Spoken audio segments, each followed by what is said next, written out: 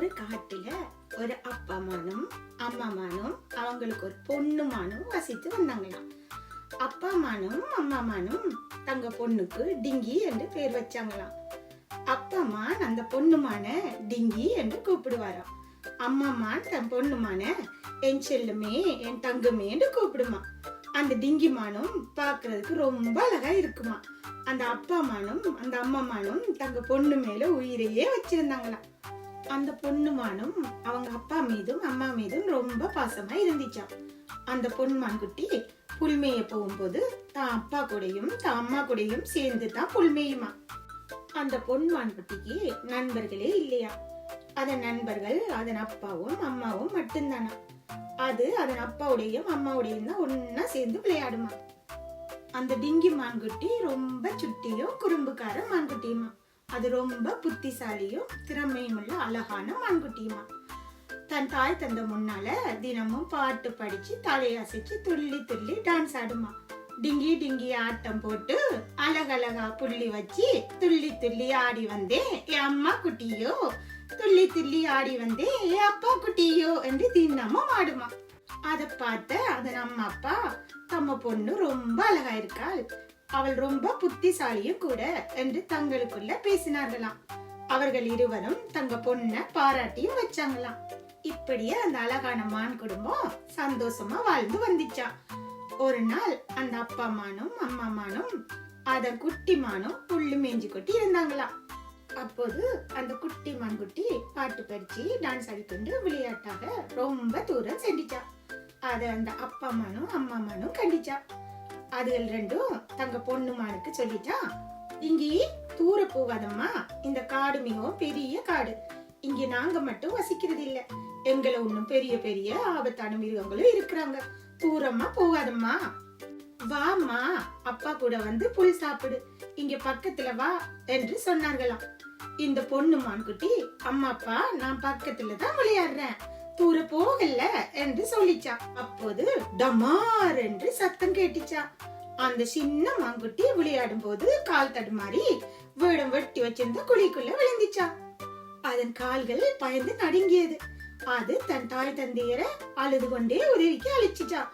அம்மா அப்பா எனக்கு ஆபத்து, நான் குழிக்குள்ள விழுந்துட்டேன், என்ன காப்பாத்துங்க, எனக்கு ரொம்ப பயமா இருக்குன்னு கத்திச்சா. அதன் குரல் கேட்ட அப்பா மானும் அம்மா மானும் பதறி அடிச்சு கொண்டு, என் மகளே டிங்கி, அம்மா தாயே எங்க இருக்கிறாம்மா, உன்னை பார்க்காம எங்களுக்கு இருக்க முடியலம்மா, நீ எங்க இருக்க என்று கத்தி அழுதிச்சா.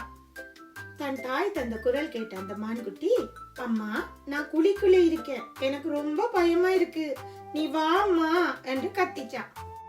தாய் மானும் தந்த மானும் தேடி அலைஞ்சி தங்களது மகள் குழிக்குள்ள இருப்பதை கண்டு கொண்டிச்சா.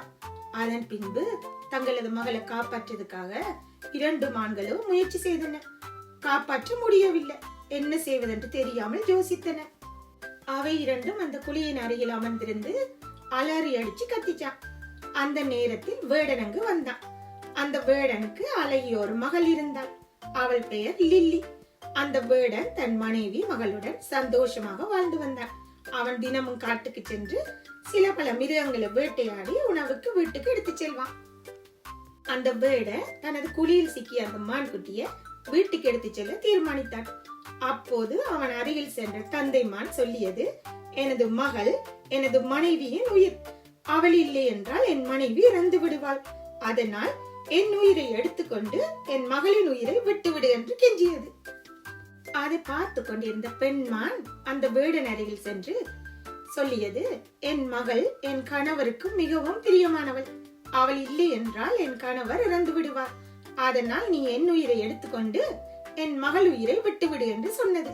இவை எல்லாவற்றையும் கவனித்துக் கொண்டிருந்த குழிக்குள் இருந்த மான்குட்டி அந்த வேடனை பார்த்து சொன்னது, நான் இல்லை என்றால் என் அம்மாவும் அப்பாவும் இறந்து விடுவார்கள், அவர்களையும் என்னுடன் கூட்டி சென்று உனது உணவாக்கிக்கொள், நான் இல்லாமல் அவர்கள் ஒருபோதும் உயிர் வாழ மாட்டார்கள் என்று சொன்னது. அதை கேட்ட வேடன் மனம் வருந்தினான். ஒரு நிமிடம் தனது மகளையும் தனது மகளின் மீது தனது மனைவியும் தானும் கொண்டுள்ள அன்பை சிந்தித்து பார்த்தான். என் குடும்பத்தை போலவே இந்த மான் குடும்பமும் மிகவும் அன்பானதாகவும் அழகானதாகவும் இருக்கிறது. நான் ஒருபோதும் அவர்கள் சந்தோஷத்தை கெடுக்க கூடாது. நான் அந்த குட்டி மானை ஒன்றும் செய்யாமல் விட்டுவிட்டால் என் குடும்பம் போலவே அவர்கள் குடும்பமும் சந்தோஷமாக வாழ்வார்கள். அதனால் நான் அந்த மான்குட்டியை அவர்கள் பெற்றோர்களிடமே தந்துவிட வேண்டும் என்று முடிவு செய்தான். அதன் பின்பு அந்த மான்குட்டியை அதன் பெற்றோர்களிடமே கொடுத்துவிட்டு அங்கிருந்து புறப்பட்டு சென்றான்.